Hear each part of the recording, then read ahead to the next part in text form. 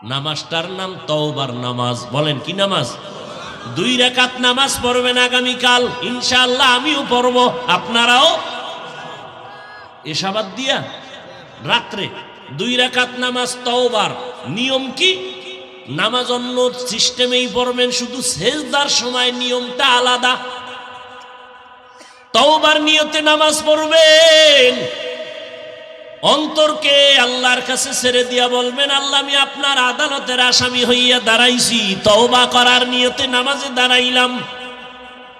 2 রাকাত নামাজে কয়টা সেজদা হবে? 4টা সেজদা হবে। সেজদায় যখন যাবেন দিলটা নরম করে যাবেন, যাইয়া 3 বার বা 5 বার 7 বার সুবহান রব্বিয়াল আলা বলার পরে এরপরে 3 বার খুব নরম হইয়া 3 বার আমার আল্লাহকে হাজির নাজির মনে করে আপনি সেজদায় গিয়া মনে করবেন, আমার কপাল মাতুয়াইল মসজিদের ফ্লোরের মধ্যে নাই, নবীর হাদিস মতে আমি আমার মাওলার কুদরতি কদমের উপরে কপাল লাগায় দিছি। এইবার আল্লাহকে হাজির নাজির জানিয়া একা একা নির্জনে বলবেন 3 বার। কয়বার? তসবিহ পড়ার পরে ইয়া রাব্বি গফিরলি, ইয়া রাব্বি গফিরলি, ইয়া রাব্বি গফিরলি, ও রব আমাকে মাফ করে দাও। খুব নরম হইয়া চোখে পানি আনার বাহানা করে আল্লাহর কাছে বলবেন সিজদায় বসিয়া, ইয়া রাব্বি গফিরলি, ইয়া রাব্বি গফিরলি, ইয়া রাব্বি গফিরলি। কয়বার? 3 বার। প্রত্যেক সেজদায় শেষে 3 বার করিয়া এভাবে 2 রাকাত নামাজ পড়বেন। নামাজের পরে নির্জনে হাত উঁচু করিয়া ইস্তেগফার দুরূদ শরীফ পড়ে আল্লাহর কাছে এবার হাত উঁচু করে কাঁদবেন, আল্লাহ আমার জীবনের গুনাহ মাফ করে দাও। নবী কি বলছেন জানেন? এইভাবে নামাজ পড়লে ওই বান্দার সেজদার থেকে মাথা উঠবে না আল্লাহ ক্ষমার ঘোষণা না দেওয়া পর্যন্ত। তার মানে আপনি এই দোয়া পড়ে উঠবেন, এর আগেই আপনার জিন্দেগীর গুনাহ আল্লাহ মাফ করে দিবেন। পারবেন?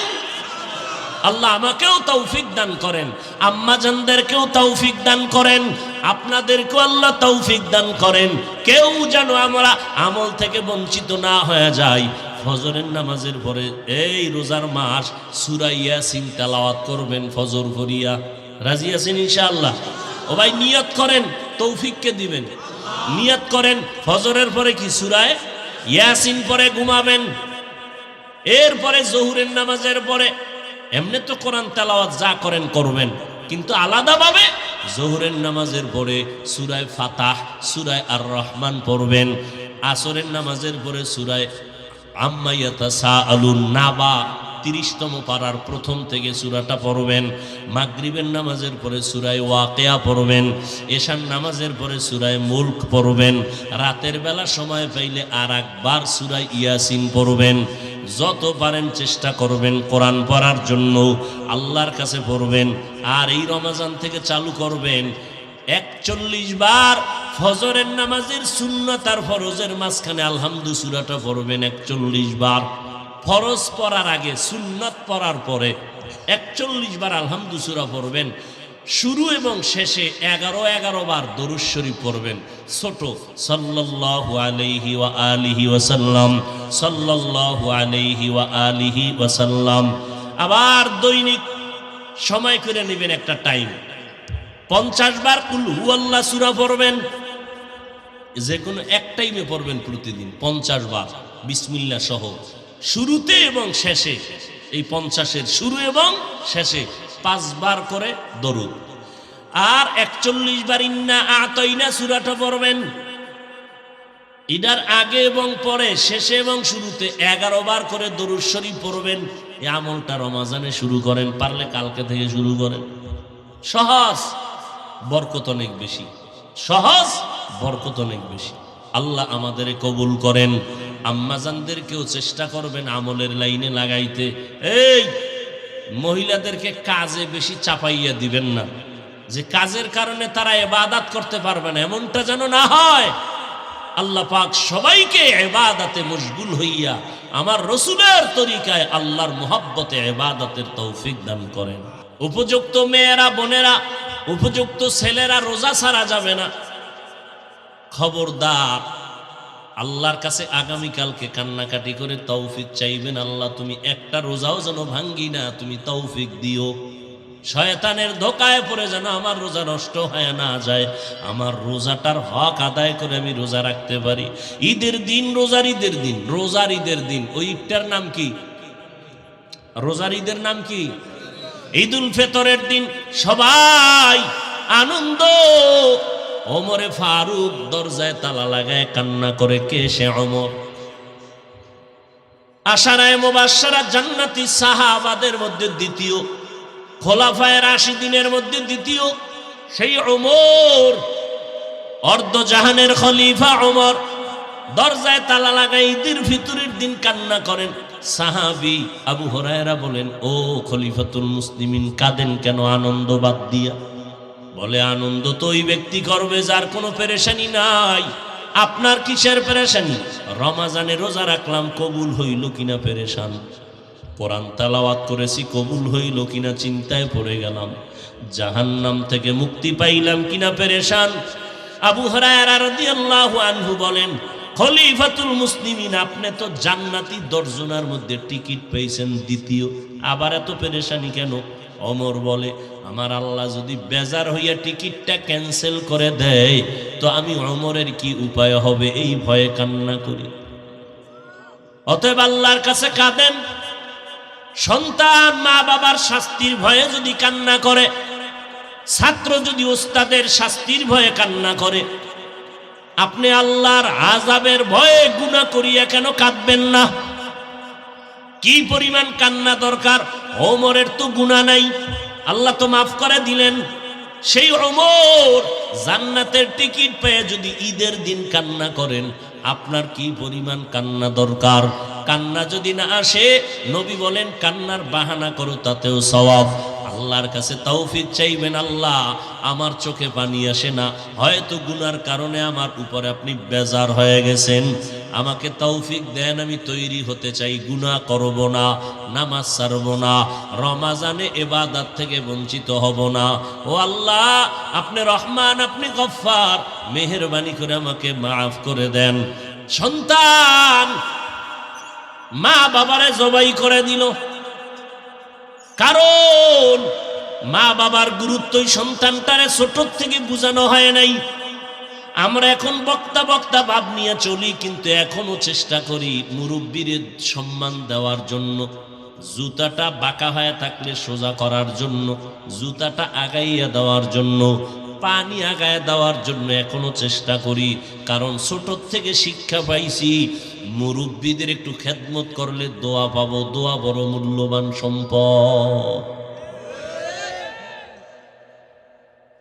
এই মূল্যবান সম্পদটা ছাত্র এটা উপলব্ধি করতে না পারার কারণে শিক্ষকের সাথে বেয়াদবি করে।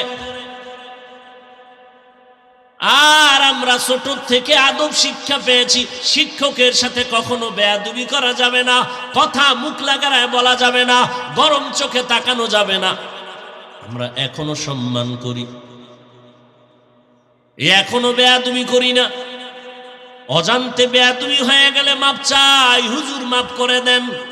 কারণ আমার আব্বা আম্মা আমারে মানুষ বানাইতে পারে নাই, আমার শিক্ষক আমারে মানুষ রূপে গড়াইয়া দিয়েছেন।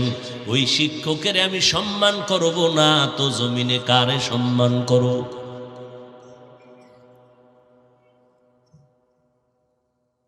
ওরে আল্লাহর বান্দারা, তাহাজ্জুদ পড়ে কাঁদো।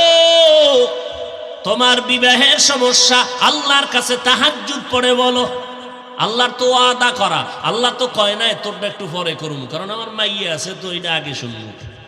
আল্লাহকে আমার তো কোনো কিছুই নাই, লাম ইয়ালিদ ওয়া লাম ইউলাদ। আমি আল্লাহ তোমাকে বড় আদর করে বানাইয়া তোমার সম্মান সবার উপরে দিলাম। অতএব অন্যেরটা শোনার আগে তোমারটা আগে শুনবো, কারণ তুমি আমার আদরের গোলাম। তোমার চাকরি নাই বলো, রিজিক তো আমি দিব। দুনিয়ার কারো হাতে আমি রিজিকের চাবি দেই নাই। কার হাতে চাবি? না সরকারের হাতে, এমপি সাহেবের হাতে? দুনিয়ার কোন মানুষের হাতে যদি রিজিকের চাবিটা দিত, আমাকে হুজুর গো মাইরা লাইতো কত আগে।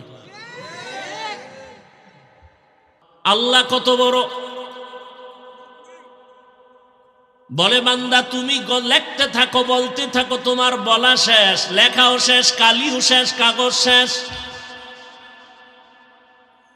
জীবন ভর লিখতে লিখতে লিখতে লিখতে তুমি যেখানে গিয়া কল্পনার সিঁড়ি বন্ধ করে দিবা, কলম বন্ধ করে দিবা, এর থেকেও কল্পনাহীন আমার আল্লাহ বড়। অতএব আমার আল্লাহ বড় মানি ওই আল্লাহর বড়ত্বরে মাথায় নিয়ে চলো। আল্লাহ যেহেতু বড়, আল্লাহর হুকুমটাও বড়। আল্লাহকে বড় বললাম, আল্লাহর হুকুম নামাজ পড়লাম না, আল্লাহর হুকুম পর্দা করলাম না, আল্লাহর হুকুম হালাল খাইলাম না, তাহলে আল্লাহকে যে বড় বললাম, এই বড় তো আমি বাস্তবায়ন করতে পারি নাই।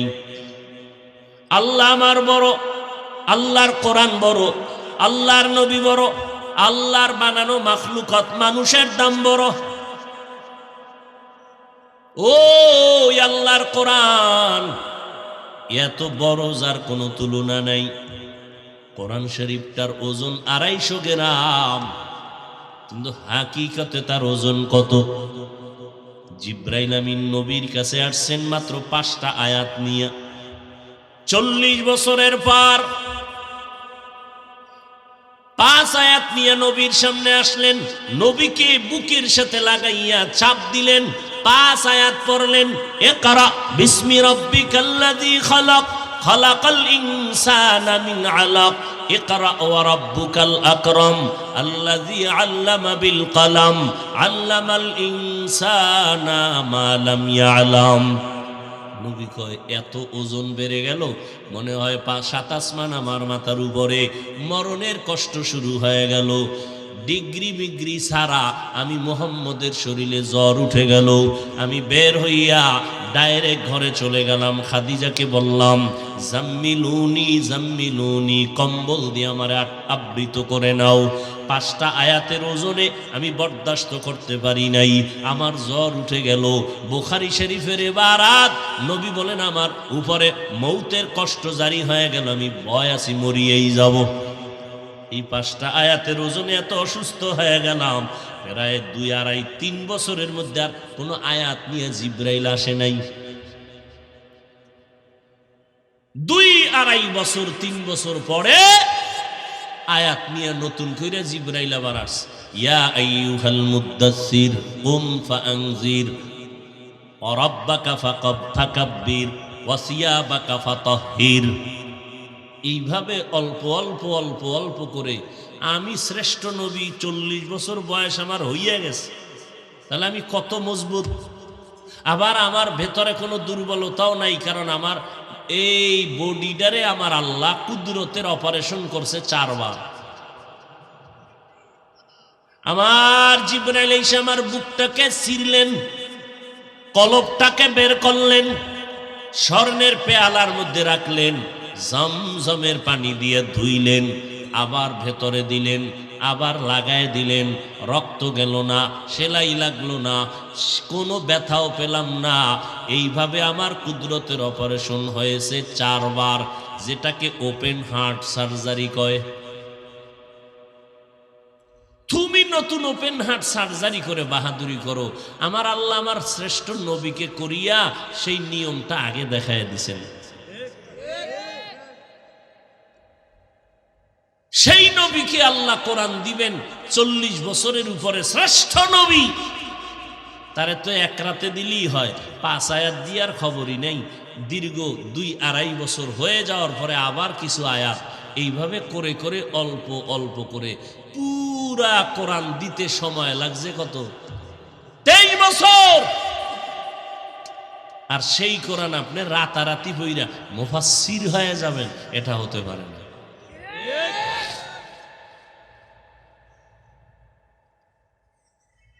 আল্লাহ তাআলা মানুষের এত সম্মান দান করেছেন। ও মানুষ, তোমার সম্মানটাকে যদি ধরে রাখতে চাও, রমাজান আসার আগে প্রস্তুতি নাও। ইবাদত যেন রমাজানে দুর্বলতা না আসে। যত পারো বেশি নামাজ পড়বা, বেশি তেলাওয়াত করবা, কারণ রমাজান কোরআন নাজিলের মাস।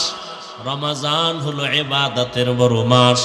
একটা নফল আদায় করবেন, এক নফল আদায়ের বিনিময়ে ফরজের সমান সওয়াব পাবেন। একটা ফরজ আমল করবেন, এক ফরজের বিনিময়ে 70টা ফরজের সওয়াব পাবেন। ভাইরা আমার, অতএব রমাজানে ইবাদত কম না বেশি? 8 রাকাত পড়বেন, 20 রাকাত পড়বেন না, এই দুর্বলতা কেন? ইবাদত করবেন আল্লাহর। ওমরে ফারুকের সাথে রাগ কইরা 20 রাকাত পড়বেন না, এটা কেমন কথা? আবু হানিফার মাযহাবের সাথে রাগ করে আপনি 20 রাকাত পড়বেন না, এটা কেমন কথা? কেউ যদি আপনাকে বুঝায় ওমরের আমল থেকে 20 রাকাত শুরু, আমরা মানব না, আপনি জবাব দিবেন, ভাইজান আপনার কথাকে স্যালিউট জানায় দিলাম, ঠিক আছে, আমি 8 রাকাতই তারাবি পড়ে নিলাম, বাকি 12 রাকাত আমি নফল হিসাবে আদায় করে নিলাম। তারপরও হাফেজ সাহেবের তেলাওয়াত এত মজা লাগে, আমি 20 রাকাত পুরা না পড়িয়া যাব না। রমাজান ভাইয়াও এত আমলের প্রতি অনীহা ভাব কেন? কত কষ্ট করেছিলেন ইয়াতীম নবী এ রমাজানে, ইবাদতে রাত কাটিয়ে দিতেন, কি হবে উম্মত বিনে। কত কষ্ট করেছিলেন ইয়াতীম নবী এ রমাজানে, ইবাদতে রাত কাটিয়ে দিতেন, কি হবে উম্মত বিনে। আমরা তো সেই নবীর উম্মত, কেমনে দাও তার সিনাতে আঘাত, মরণের ভয় নাই কি তোমার, কি হবে যে শেষের গতি। ভুলবো না ভোলা যায় নাকি মাহে রমজানের স্মৃতি, ভুলবো না ভোলা যায় নাকি মাহে রমজানের স্মৃতি। শাবানে তোর প্রস্তুতি গ্রহণ করেন। যত ব্যস্ততা, রমজানে কোনো ব্যস্ততা রাখা যাবে না। তারাবির নামাজ কমানো যাবে না, নফল কমানো যাবে না। 11 মাস তাহাজ্জুদের সময় পাই না, রমজানে ছাড়ব না। 11 মাস যদি অর্ডার দিতাম, কাউকে অনুরোধ করে বলতাম, রে ভাই প্রতিদিন ফজরের আজানের 1 ঘন্টা আগে উঠে তুমি 2 রাকাত তাহাজ্জুদ পড়বা, বিনিময়ে 5000 টাকা নগদ দিব। রমজান ছাড়া 11 মাসে টাকার লোভে পড়ে কিছু বাঙালি ফজরের আজানের 1 ঘন্টা আগে উঠিয়া 2 রাকাত পড়তো, 2-3 দিন পড়ার পরে বলতো টাকা ফিরায় নাও, আমার দ্বারা সম্ভব না। কিন্তু রমজান এমন এক বরকতের মাস, সাহারি খাওয়ার পুরা টাইম হলো তাহাজ্জুদের টাইম। ফজরের সময় আমার আল্লাহ প্রথম আসমানে আসি বলেন নাই, জোহরের নামাজে আসেন বলেন নাই, আসরের নামাজের সময় আমার আল্লাহ প্রথম আসমানে আসেন বলেন নাই, মাগরিবের নামাজে আমার আল্লাহ প্রথম আসমানে আসেন বলেন নাই, এশার নামাজে আসেন বলেন নাই। আল্লাহ বলেন, ও গোলাম, এমন একটা রাত নাই যে রাতের শেষ ভাগে তাহাজ্জুদের সময় আমি প্রথম আসমানে আসি না, এমন একটা রাত নাই। আমি কিছু নিতে আসি না, আমি আমার বান্দা বান্দিরে দেওয়ার জন্য আসি। আল্লাহ তো হাজির নাজির সব জায়গায় উপস্থিত, তার আবার আসা যাওয়া কিসের? আল্লাহ সব জায়গায় আছে না? তা আল্লাহ আসেন আর যান, যে হাজির নাজির সে কখনো আসা যাওয়া নাই তার, সে সব জায়গায় উপস্থিত।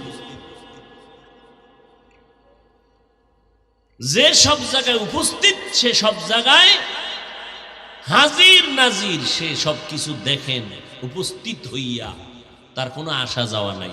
আর যার আসা যাওয়া আছে সে হাজির নাজির না। বুঝেননি কথা? আল্লাহ কি হাজির নাজির, সব জায়গায় উপস্থিত, সব সময় উপস্থিত, সব কিছু দেখেন কে? এই জন্য আল্লাহর কোনো আসা যাওয়া নাই। আর যার আসা যাওয়া আছে তার হাজির নাজির হওয়ার সুযোগ নাই। কথা বুঝেনি? হাজির নাজির মানে সব সময় সব জায়গায় উপস্থিত। তিনি কে? ভালো করে মনে রাখবেন, যে সব জায়গায় হাজির নাজির সে, তার কোনো আসা যাওয়া নাই। আর যে আসবে আর যাবে তার হাজির নাজির হওয়ার উপায় নাই।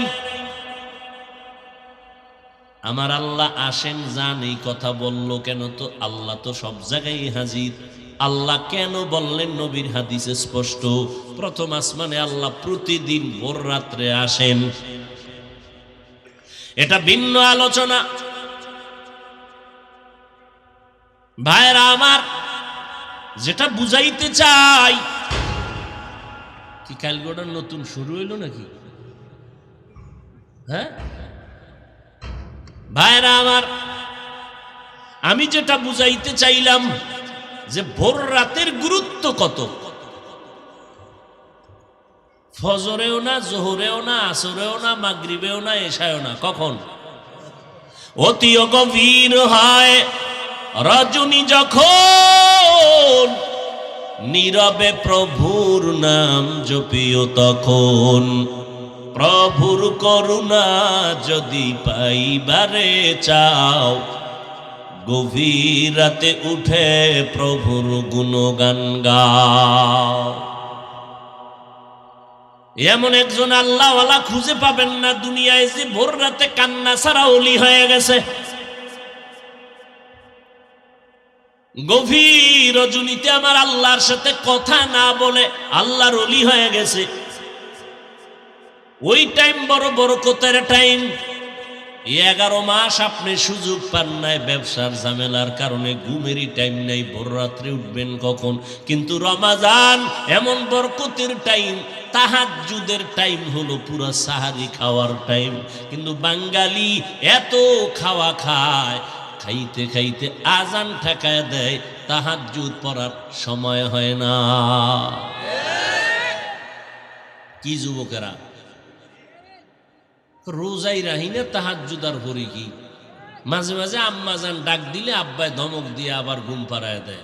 খবরদার রোজা রাখবা না, চেহারা নষ্ট হয়ে যায়। ওই আব্বাজানদেরকে যদি বলি, ও বাবারা, রমাজানে রোজা রাখলে সন্তানের চেহারা নষ্ট হবে, অথচ আপনার সন্তান গজবের মোবাইলের দিকে তাকাইয়া সারা রাত কবিরা গুনাহ করিয়া চেহারা যে নষ্ট করে ফেললো, বলো কোন মেডিসিন দিয়া ভালো করবা?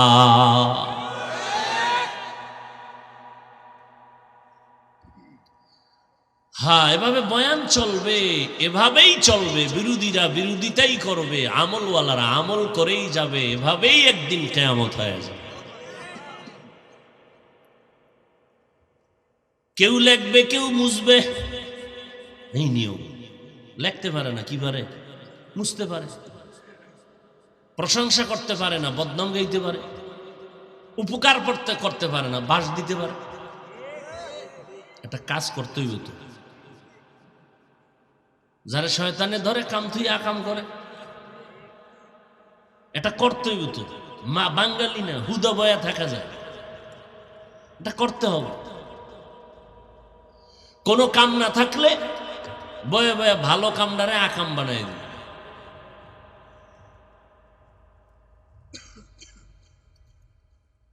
আল্লাহর নবী বলেন, ও উম্মতের, আর প্রস্তুতি গ্রহণ করো, রমজানে যেন দুর্বলতা না আসে। ঘুম থেকে উঠিয়ে সাহারি খাবেন, একটু আগে উঠিয়া ওযু বানায় 2 রাকাত নামাজ পড়ে আল্লাহরে কইবেন, আল্লাহ আমার ব্যবসায় বরকত বাড়ায়া দাও। আল্লাহ তো বলেন যে তুই চাবি আমি দিয়ে দেব, আমি দেওয়ার জন্য আসি, নেওয়ার জন্য আসি না। ও বান্দা, তোমার চাকরি দরকার, বলো, আমি ব্যবস্থা করে দিব। আল্লাহ আইয়ে কইব যে কাগজ দে, আমি জমা দিয়েই। ওরে, তোমার কাগজ যিনি জমা নিবেন, যে সাইন দিবেন, আল্লাহরে রাজি কইরা যদি চলো, আল্লাহ কুদরতি ভাবে তার অন্তরে তোমার উপরে মায়া বাড়ায় দিবে, গায়েবী ভাবে মোহব্বত বাড়ায় দিবে। কারণ অন্তর কন্ট্রোল করেন আমার আল্লাহ। কে কন্ট্রোল করেন? আল্লাহ। আল্লাহর কাছে তাহাজ্জুদ পড়ে বলবেন, আল্লাহ আমার সন্তান কথা শুনে না, তুমি তাকে বাধ্যগত করে দাও। হুজুর গদারে যেই পরিমাণ দোয়া চাইছেন, এর 10 ভাগের 1 ভাগ যদি আল্লাহরে কইতেন তাহাজ্জুদে, কত আগে কাম হয়ে যেত। এ তাবিজের লগে মসজিদের বারান্দায় ডেইলি বয়ে থাকে, একটা তাবিজ দেন, সন্তান কথা শুনে না। তাবিজ যখন দিছে আরো গরম হয়ে গেছে। হুজুর কি তাবিজ দিলেন? হাদিয়া কত দিছেন? এত হয় না, ডবল দিতে হবে। তাবিজ তো আমার রসুল দিয়ে গেছেন 1500 বছর আগে। সন্তানটারে 7 বছর বয়সে নামাজের মুসল্লায় দান করাও, 10 বছর যখন হবে শাসন করিয়া হলেও নামাজি বানায় দাও। কারণ ছোট থেকে যদি কন্ট্রোলে না নাও, বড় হলে তুমি আর কন্ট্রোলে নিতে পারবা না। ও যুবক, যুবক ছেলেটা বাবার কাছে গিয়ে কয়, সন্ধ্যাবেলা 10,000 টাকা দাও। বাবায় জানে এখন টাকা দিলেই সন্তান এখন জুয়ার আড্ডা, মদের আড্ডায় চলে যাবে। বাবায় বলে, না, তোর একটা টাকাও দেওয়া হবে না। সন্তান জিদ কন্ট্রোল করতে না পেরে বাবার উপরে হামলা শুরু করলো, বাবারে মারধর শুরু করলো। বাবা এক পর্যায়ে রক্তাক্ত হইয়া জমিনের মধ্যে পড়ে গেল। মা আইসা পাও ধরে কাঁদে আর কয়, বাবা আর মারিস না, তোর বাবা বেহুশ হয়ে গেছে। কেমন সন্তান! বাবার গায়ে হাত তুলে, মায়ের গায়ে হাত তুলে।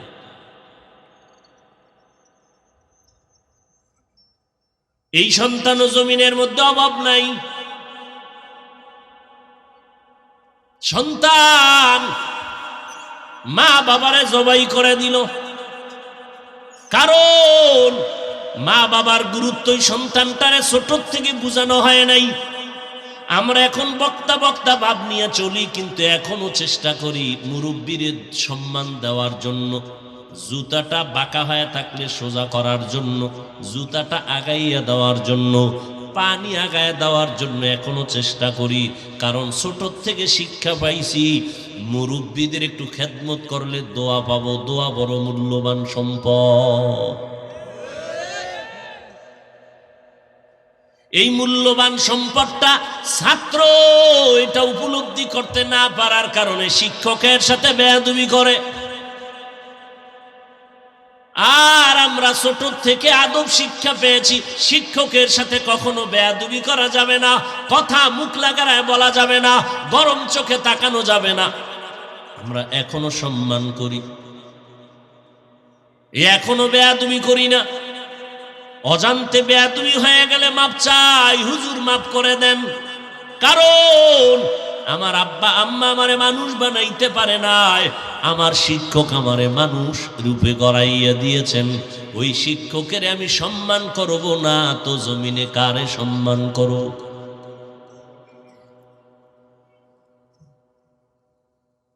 ওরে আল্লাহর বান্দারা, তাহাজ্জুদ পড়ে কাঁদো। তোমার বিবাহের সমস্যা, আল্লাহর কাছে তাহাজ্জুদ পড়ে বলো। আল্লাহর তো ওয়াদা করা, আল্লাহ তো কয় নাই তোরটা একটু পরে করুন, কারণ আমার মাইয়া আছে তো এটা আগে শুনবো। আল্লাহকে আমার তো কোনো কিছুই নাই, লাম ইয়ালিদ ওয়া লাম ইউলাদ। আমি আল্লাহ তোমাকে বড় আদর করে বানাইয়া তোমার সম্মান সবার উপরে দিলাম, অতএব অন্যেরটা শোনার আগে তোমারটা আগে শুনবো, কারণ তুমি আমার আদরের গোলাম। তোমার চাকরি নাই বলো, রিজিক তো আমি দিব। দুনিয়ার কারো হাতে আমি রিজিকের চাবি দেই নাই। কার হাতে চাবি? না সরকারের হাতে, এমপি সাহেবের হাতে? দুনিয়ার কোন মানুষের হাতে যদি রিজিকের চাবিটা দিত, আমাকে হুজুর গো মাইরা লাইতো কত আগে। কিন্তু হুজুর গো বেতন জীবনও বাড়াইবে না, কিন্তু আল্লাহর শুকর এই টোটাল জমিন তো আছে, এরপরের চোখের সামনে বাংলাদেশে হুজুর গো আল্লাহ যা খাওয়ায়, কোটি কোটি কোটি কোটি হাজার কোটি টাকার মালিক বিল্ডিং ওয়ালাও এই পরিমাণ খানা ওর জীবনও হয় না। হুজুরের এই রমাজানে যা খাই 12 মাসে পাইছে নি কেউ?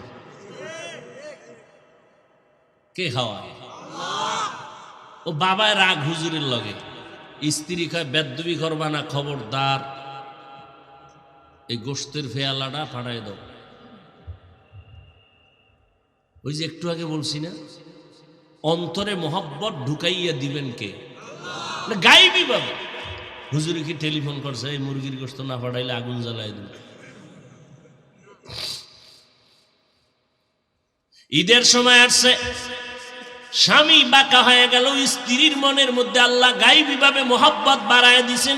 ইমাম সাহেবের খেদমত কর, দোয়া ভাবি বলে যাও তুমি নিজে জামা কাপড় কিনলা, ইমাম সাহেবের একটা জামার কাপড় দাও, হুজুর খুশি হবে, আল্লাহ খুশি হবে। হুজুরেরা পরের দেখায় না, হুজুর তকদিরেরটা হুজুরের নিজের বাজেট থেকে তাই খায়। হাদিস শরীফে নবী বলেন, এই বাড়িওয়ালারা মেহমান আসলে পেট ভরে খাওয়াও, মেহমান তোমারটা খায় না, আর রিজিকে বন্টন যেটা ওইটা খায়।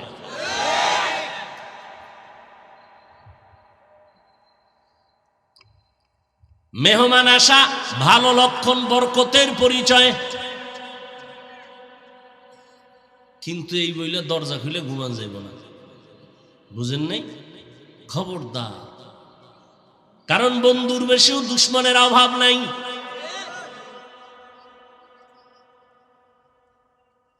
আল্লাহর কাছে চাইবেন, আল্লাহ চাকরির ব্যবস্থা করে দাও। এই যে করোনা গেল, চাকরিজীবীর চাকরি নাই, ব্যবসায়ীর ব্যবসা নাই, স্কুল বন্ধ, কলেজ বন্ধ, সব লেখাপড়া বন্ধ, গোটা দুনিয়াটাকে নিস্তব্ধ করে ফেললো করোনা। লেখাপড়া বন্ধ, ফাঁকে ফাঁকে শুধু আওয়াজ পাই অটোপাস অটোপাস অটোপাস। আর 10টা বছর যদি খালি অটোপাসের আওয়াজ হইতো, জাগার ডাক্তার চেম্বার খুলে বইতে দিগায়, গ্যারান্টি বাসারটা না দিতে পারলো মরারটা রেডি। এবার আপনারা বলেন, এত মহামারী গেল সোনার বাংলায়, একটা মাদ্রাসাও বন্ধ হয় নাই, আল্লাহর শুকর। মাস্কের উপরে মাস্ক, ট্রিপল মাস্ক। করোনার লাশ, বাবায় মারা গেছে, ছেলেরা ধরে না করোনা। আমার দেশের পুলিশ বাহিনী আইসা খবর পাইয়া টাইনা নিয়া হসপিটালে নিয়ে গেল, কি জানি করলো না করলো, ওইটা ভিতরে তারা ধরে নিল। আর আমার দেশের টুপিওয়ালা উলামায়ে কেরাম শত শত করোনার লাশ দইরা গোসল করাইয়া কাফন দাফন করাইয়া মাটি দিল। আল্লাহর শুকর আদায় করে বলি বাবারা, নজর দিয়া দেখো, একজন হুজুরেও করোনায় মরে নাই। কোন হুজুর না খাইয়া রাস্তায় ভিক্ষা চাইছে বলেন? কোন হুজুর মাদ্রাসার বেতন বন্ধ 2-3 বছর রিক্সা চালাইছে?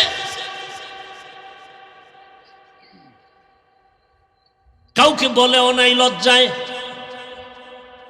বাচ্চা নিয়ে কান্না করেছে ওই গভীর রাতে, ও দয়ার মালিক তুমি মানুষের সামনে লজ্জা দিও না, গায়বী ভাবে রিজিকের ব্যবস্থা করে দাও। মাদ্রাসাগুলো মোটামুটি চলতেছিল। আর আমার তো মনে হয় আমার দেশের মাদ্রাসার ছাত্র কোরআন তেলাওয়াত করেছি, এই জন্যই আমার দেশ বড় শান্তিতে ছিল।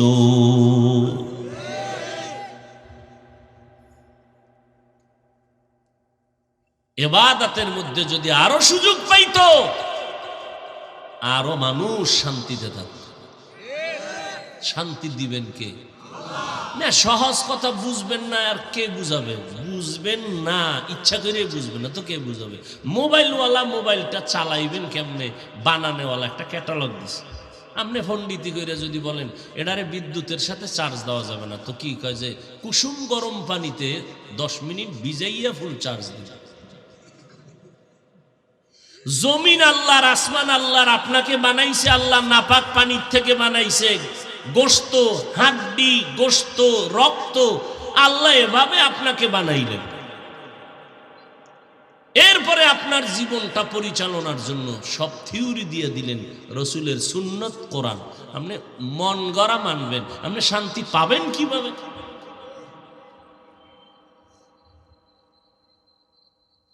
বর্তমান দুনিয়াতে যারা আল্লাহর কোরআন রসুলের সুন্নত যত পার্সেন্ট ধরে রাখছে, তত পার্সেন্ট তারা শান্তিতে এবং সম্মানে আছে। এখন এইটাই তো মেনে নিতে পারে না আল্লাহর দুশ্মন, রসুলের দুশ্মনেরা। আমরা গরিব, মুসলমানেরা গরিব, অস্ত্র নাই, টাকা নাই, এরপর অস্ত্রধারী সন্ত্রাসীরা, টাকাওয়ালারা মুসলমানকে ভয় করে। Crore crore, million, trillion, billion পয়সা, ডলার খরচ করে মুসলমানকে ক্ষতি করার জন্য, অথচ মুসলমান কারো মাথাও বাড়ি দেয় না। মুসলমানের অস্ত্র নাই, মুসলমানের অট্টালিকা নাই, মুসলমানের কোনো টুইন টাওয়ার নাই, এরপরও কোটি কোটি, মিলিয়ন, ট্রিলিয়ন অর্থ ব্যয় করে মুসলমানের পেছনে। ওদের টাকা মুসলমানের পেছনে ব্যয় করার কারণ মুসলমান কমাইয়া দিবে। না, আল্লাহ বাতি জ্বালাইলে কে নিবে? মিয়া বিদ্যুতের বাতি জ্বালাইছে, এবার এটার আপনি ফু দিয়ে নিবেই পারবেন নি? এটা নিবানের লেগে সুইচ লাগবে না? সুইচ যেখানে আছে ওখানে একজনে বোট লাগায় তালা দিয়ে রাখছে, আপনি হ্যাঁ গিয়ে ফুয়াইলে নিবনি? হ্যাঁ, ওই সুইচওয়ালা যখন টিপ দিবে ফু লাগবে না, দিতে দেরি, বন্ধ হতে। দিনের সুইচ তো আমার আল্লাহর কুদরতের হাতে, না আপনি নিবাবেন কেমন? ইতিহাস কি আমাদের শিক্ষা দিল?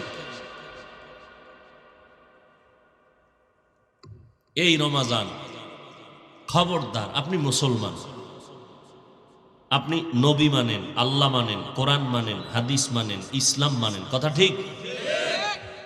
আপনি কেন ইবাদত কমায় দিবেন তাও রমাজানে? আমার হৃদয়ের দাবি 20 রাকাত নামাজ প্রতিদিন ইমামের পেছনে হাফেজ সাহেবের পুরা তেলাওয়াত শুনে পড়বেন। তারাবির নিয়তে যদি পড়েন তো ভালো। কেউ যদি আপনাকে লোকমা লাগাইয়া দেয়, 8-এর বেশি নয়, আপনি তাকে কপালে চুমা দিয়ে বলবেন ধন্যবাদ তোমাকে, আমাকে সতর্ক করার জন্য তোমাকে আমি ধন্যবাদ দিয়ে বললাম। ঠিক আছে, 8 রাকাতই তারাবি পড়ব ইনশাআল্লাহ, বাকি 12 রাকাত নফলের নিয়তে পড়ব। জীবনে আর আপনার সামনে দাঁড়াবে না। একটা রসুলের উম্মত কখনো উম্মতের আমল কমানোর কোনো চিন্তাই করতে পারে না। এর থেকে আর সহজ যুক্তি, এর থেকে আর সহজ সমাধান কি থাকতে পারে? বলেন আমাকে। যেই রমাজান একটা নফলের দাম ফরজের সমান, এই সময় আপনি সুযোগ আছে পড়বেন না কেন? কি সমস্যাটা কি? তাহলে মক্কা মদিনায় যারা 20 রাকাত পড়ে সব জাহান্নামে যাবে? তারপর আপনাকে আমি বলবো না আপনি উল্টো পথে আছেন। ঠিক আছে, আপনারটাই মানলাম, 8 রাকাতই তারাবি, ঠিক আছে, বাকি 12 রাকাত আমি নফলের নিয়তে টোটাল 20 পড়ব। হাফেজ সাহেবের তেলাওয়াত শুনবো 20 রাকাতে 1-1.5 পারা আমি ডেইলি শুনবো। তুমি যদি আমাকে 8-এ আটকায় দাও, বাকি 12 থেকে আমার নফল শুরু। বলেন আপনাদের এই বিষয়ে আর কোনো সমাধান সহজ থাকলে বলেন। আছে? এরপরও বলবেন যে 20 রাকাত পড়ব না। আল্লাহর ইবাদত করবেন, নবীর মোহাব্বতে ইবাদত করবেন, সেখানে আরেকজনের সাথে রাগ করে আল্লাহর ইবাদত কমাইবেন কেন?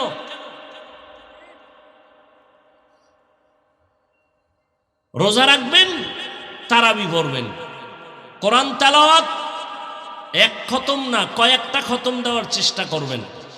পারেন না, পাক্কা ওয়াদা করেন প্রতিদিন সাহারি খাইয়া ফজর পড়ব, ফজরের পর ইমাম সাহেবের কাছে 1 ঘন্টা কোরআন শিখব, অথবা তারাবির শেষ ঘুমের আগে 1 ঘন্টা সময় দিয়া আমি 25 দিনের মধ্যে কোরআন শিখব। এটা সহজ। পৃথিবীতে যত ভাষা, আরবি ভাষা, কোরআনের ভাষা সহজ, এর থেকে আর সহজ ভাষা নেই। আপনি পারেন না, আপনার কাছে কঠিন। আপনি বসেন, মাত্র 20 থেকে 25 দিন রমাজানে বসেন, আপনার দিল তৈরি হয়ে যাবে, আপনি কোরআন মোটামুটি পড়ার মতো একটা রাস্তা হয়ে যায়। আপনি আগে অক্ষর শিখবেন, এরপরে রিডিং শিখবেন, এরপরে না অর্থ।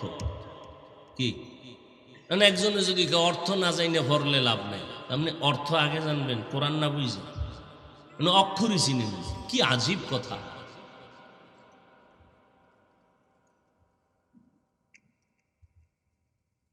এরপরে রোজাদারের জন্য আর একটা সুসংবাদ, ইফতারির টাইমে দোয়া কবুলের সময়। আমরা বাঙালির এই সময় একটা টাটকা বাজার মিলে এলায়, বাজার, ঘরের ভিতরেও বাজার, মসজিদেও বাজার। মসজিদে তো বেরোজাদারের ধাক্কায় রোজাদার চান্সই হয় না। জীবনে টুপি না পড়লো বেরোজাদার, এই সময় বইয়া ওই বুটমুড়ির প্লেট লয়ে বয়ে গেছে, খায় ভাই একটা বুট খায়, আজানের বাকি এখনো 10 মিনিটও বুট খাইতেছে। কি ওখানে নুন দেখি। আর রোজিদ দিয়া তো রোজাদারের মাথা গরম, কারণ যেই সারাদিনের ক্ষুধা, চিন্তা করছে 3 প্লেট দিলেও তো আমার একার হবে না, এদিকেও যদি আবার খাইয়ালায় আগে।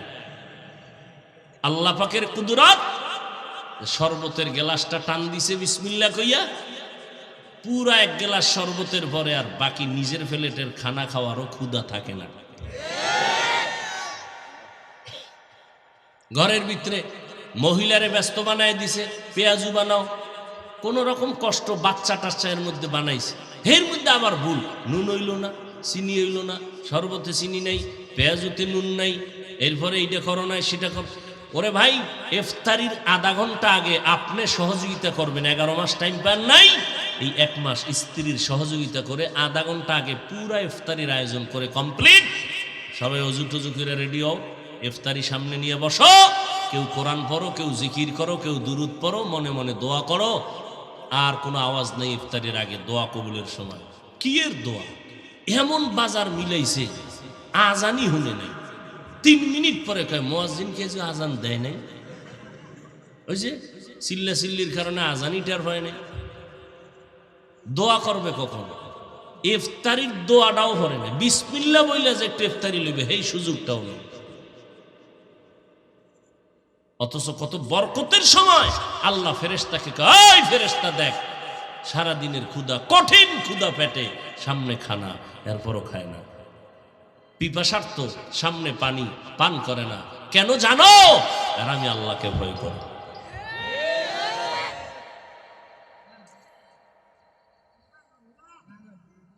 এজন্য ইফতার দোয়া কবুলের সময়, এই সময় মসজিদেও না, ঘরেও না, কোনো জয়জামেলা, কোনো কাজ যেন না থাকে, চিৎকার না থাকে, দোয়া চলবে, দোয়া তেলাওয়াত করবেন। পারবেন না ইনশাআল্লাহ? এই যারা ছেলে মেয়ে বয়স্ক হয়ে গেল, এরা যদি নামাজ রোজা না করে, আব্বা আম্মাদের কিন্তু উপায় নেই, আল্লাহর আদালতে গ্রেফতার হতে হবে। কোরআন শরীফের আয়াত। হেলায় হেলায় আপনি অবহেলা করবেন না যে আমার ছেলে রোজা না রাখলে সমস্যা কি, বড় হয়ে রাখবে, জীবনেও না। একটা রোজা কাজা করলে হক আদায় হবে ঠিক, কিন্তু আজীবন রোজা রাখলেও এই একটার বরকত আসবে না। একটা রোজার দাম কত জানেননি? নবীজি বলেন একটা জন্মগত কাক ডানা মেলে উড়তে থাকে জন্ম থেকে, সামনের দিকে যাইতে যাইতে বিরামহীন ভাবে উড়িয়া বুড়া হইয়া মরিয়া গেছে। এই পরিমাণ উড়লে কত দূর যেতে পারে, মানুষের আকল ধরবে না কত দূর গেল। নবী বলেন একটা রোজার বিনিময়ে এই বান্দাকে আমার আল্লাহ জাহান্নাম থেকে তত দূরে সরায় দেবে। রোজাটা রোজার মতোই তুইব না কি? রোজার ইফতারি খুইলা একামতের আগে বিড়ি দুইটা নাই, সারাদিন পাগল হয়ে আসিল। আমাকে পান করে রাও, একামতের আগে 2-3 পান শেষ। কি বিড়ি? এরপরে তারাবি নাই, রোজা রইয়ে খেলে ক্যারাম বোর্ড, লুড্ডু, এরপরে মোবাইলের অপরাধ তো আছেই।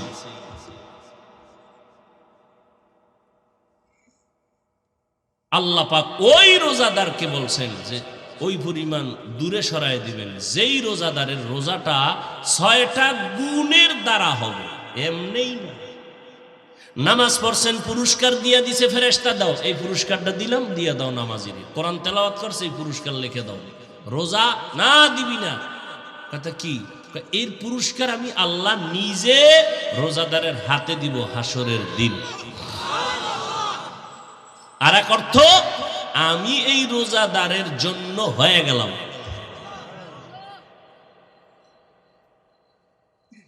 আল্লাহ আমার হয়ে যাবে যদি আমি রোজাটা রাখতে পারি।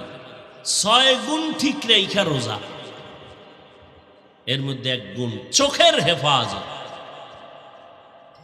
রোজা রাখা কি পরিমাণ চোখের হেফাজত করতে পারেন হিসাব করতে হবে।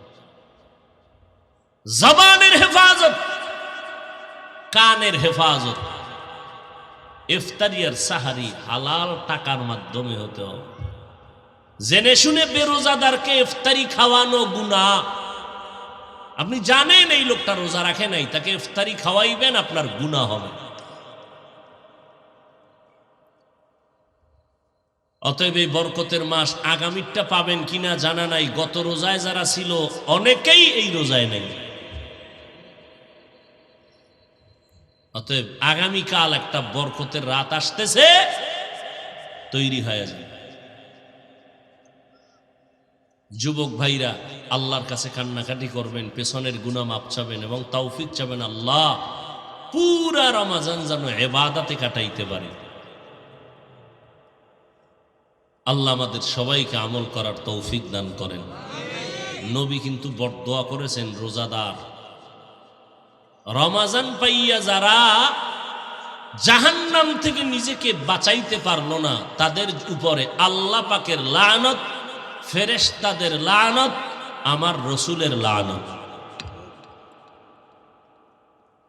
অতএব রোজা ছাড়বো। উপযুক্ত মেয়েরা, বোনেরা, উপযুক্ত ছেলেরা রোজা ছাড়া যাবে না। খবরদার, আল্লাহর কাছে আগামীকালকে কান্নাকাটি করে তৌফিক চাইবেন। আল্লাহ তুমি একটা রোজাও যেন ভাঙ্গি না, তুমি তৌফিক দিও। শয়তানের ধোকায় পড়ে যেন আমার রোজা নষ্ট হয়ে না যায়, আমার রোজাটার হক আদায় করে আমি রোজা রাখতে পারি। ঈদের দিন, রোজার ঈদের দিন, রোজার ঈদের দিন, ওই ঈদটার নাম কি? রোজার ঈদের নাম কি? ঈদুল ফিতরের দিন সবাই আনন্দ। ওমরে ফারুক দরজায় তালা লাগায় কান্না করে, কে সে ওমর? আশারায়ে মুবাশশারা জান্নাতি সাহাবাদের মধ্যে দ্বিতীয়, খোলাফায়ে রাশিদিনের মধ্যে দ্বিতীয়, সেই ওমর, অর্ধ জাহানের খলিফা ওমর দরজায় তালা লাগায় ঈদের ফিতরের দিন কান্না করেন। সাহাবী আবু হুরায়রা বলেন, ও খলিফাতুল মুসলিমিন, কাঁদেন কেন আনন্দ বাদ দিয়া?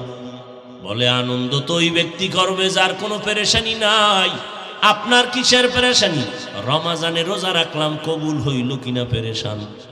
কোরআন তেলাওয়াত করেছি, কবুল হইল কিনা চিন্তায় পড়ে গেলাম। জাহান্নাম থেকে মুক্তি পাইলাম কিনা পেরেশান। আবু হুরায়রা রাদিয়াল্লাহু আনহু বলেন, খলিফাতুল মুসলিমিন, আপনি তো জান্নাতি 10 জনের মধ্যে টিকিট পেয়েছেন দ্বিতীয়, আবার এত পেরেশানি কেন?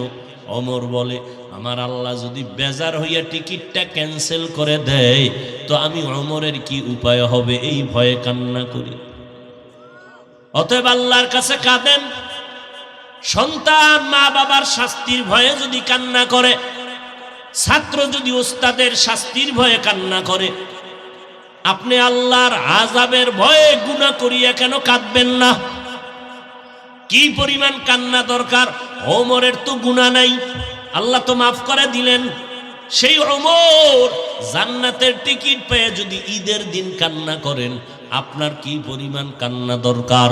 কান্না যদি না আসে, নবী বলেন কান্নার বাহানা করো, তাতেও সওয়াব। আল্লাহর কাছে তৌফিক চাইবেন, আল্লাহ আমার চোখে পানি আসে না, হয়তো গুনার কারণে আমার উপরে আপনি বেজার হয়ে গেছেন, আমাকে তৌফিক দেন, আমি তৈরি হতে চাই, গুনাহ করব না, নামাজ ছাড়ব না, রমাজানে ইবাদত থেকে বঞ্চিত হব না। ও আল্লাহ, আপনি রহমান, আপনি গফফার, মেহেরবানি করে আমাকে মাফ করে দেন। শেষ দুইটা কথা কোন মোনাজাত দিতেছি। কালকে 2 রাকাত নামাজ পড়বেন, আগামীকাল 2 রাকাত আলাদা। নামাজটার নাম তওবার নামাজ। বলেন কি নামাজ? 2 রাকাত নামাজ পড়বেন আগামীকাল, ইনশাআল্লাহ আমিও পড়ব, আপনারাও। এশাবাদ দিয়া রাত্রে 2 রাকাত নামাজ তওবার। নিয়ম কি? নামাজ অন্য সিস্টেমেই পড়বেন, শুধু সেজদার সময় নিয়মটা আলাদা।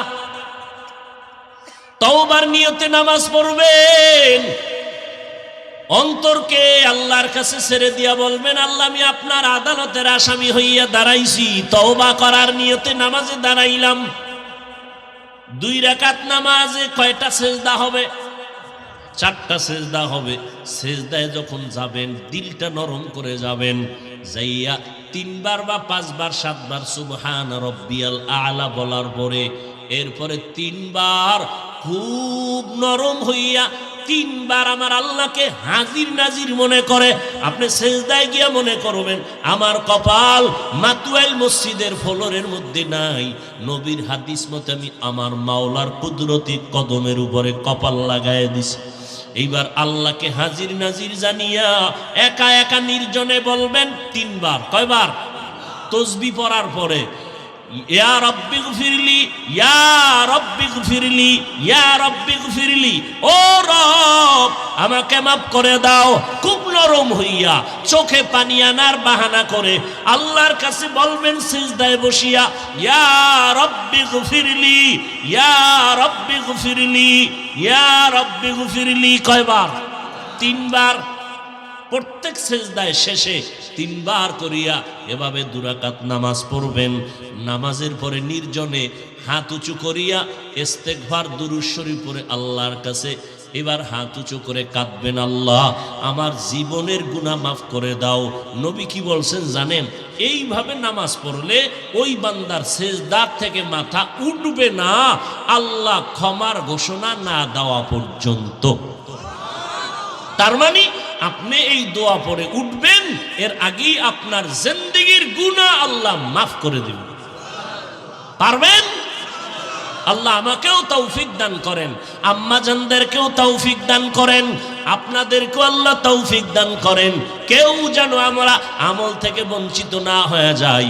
ফজরের নামাজের পরে এই রোজার মাস সূরা ইয়াসিন তেলাওয়াত করবেন ফজর করিয়া। রাজি আছেন ইনশাআল্লাহ? ও ভাই নিয়ত করেন, তৌফিককে দিবেন। নিয়ত করেন ফজরের পরে কি সূরা ইয়াসিন পরে ঘুমাবেন। এরপরে জোহরের নামাজের পরে এমনি তো কোরআন তেলাওয়াত যা করেন করবেন, কিন্তু আলাদাভাবে জোহরের নামাজের পরে সূরা ফাতাহ, সূরা আর রহমান পড়বেন। আসরের নামাজের পরে সূরা আম্মা ইয়াতাসাআলুন নাবা 30তম পারার প্রথম থেকে সূরাটা পড়বেন। মাগরিবের নামাজের পরে সূরা ওয়াকিয়া পড়বেন। এশার নামাজের পরে সূরা মুলক পড়বেন। রাতের বেলা সময় পাইলে আর একবার সূরা ইয়াসিন পড়বেন। যত পারেন চেষ্টা করবেন কোরআন পড়ার জন্য, আল্লাহর কাছে পড়বেন। আর এই রমজান থেকে চালু করবেন 41 বার ফজরের নামাজের সুন্নাত আর ফরজের মাঝখানে আলহামদু সূরাটা পড়বেন 41 বার। ফরজ পড়ার আগে সুন্নাত পড়ার পরে 41 বার আলহামদু সূরা পড়বেন। শুরু এবং শেষে 11 বার দরুদ শরীফ পড়বেন। ছোট সাল্লাল্লাহু আলাইহি ওয়া আলিহি ওয়াসাল্লাম, সাল্লাল্লাহু আলাইহি ওয়া আলিহি ওয়াসাল্লাম। আবার দৈনিক সময় করে নেবেন একটা টাইম, 50 বার কুল হুয়াল্লাহ সূরা পড়বেন। যে কোনো এক টাইমে পড়বেন প্রতিদিন 50 বার বিসমিল্লাহ সহ, শুরুতে এবং শেষে। এই 50-এর শুরু এবং শেষে 5 বার করে দরুদ। আর 41 বার ইন্না আতাইনা সূরাটা পড়বেন। ইদার আগে এবং পরে, শেষে এবং শুরুতে 11 বার করে দরুদ শরীফ পড়বেন। এই আমলটা রমজানে শুরু করেন, পারলে কালকে থেকে শুরু করেন। সহজ, বরকত অনেক বেশি। সহজ, বরকত অনেক বেশি। আল্লাহ আমাদের কবুল করেন। আম্মাজানদেরকেও চেষ্টা করবেন আমলের লাইনে লাগাইতে। এই মহিলাদেরকে কাজে বেশি চাপাইয়া দিবেন না, যে কাজের কারণে তারা ইবাদত করতে পারবে না, এমনটা যেন না হয়। আল্লাহ পাক সবাইকে ইবাদতে মশগুল হইয়া আমার রাসূলের তরিকায় আল্লাহর মুহাব্বতে ইবাদতের তৌফিক দান করেন। আলহামদুলিল্লাহি রাব্বিল আলামিন, ওয়াসসালাতু ওয়াসসালামু আলা সাইয়্যিদিল আমবিয়া ওয়াল মুরসালিন।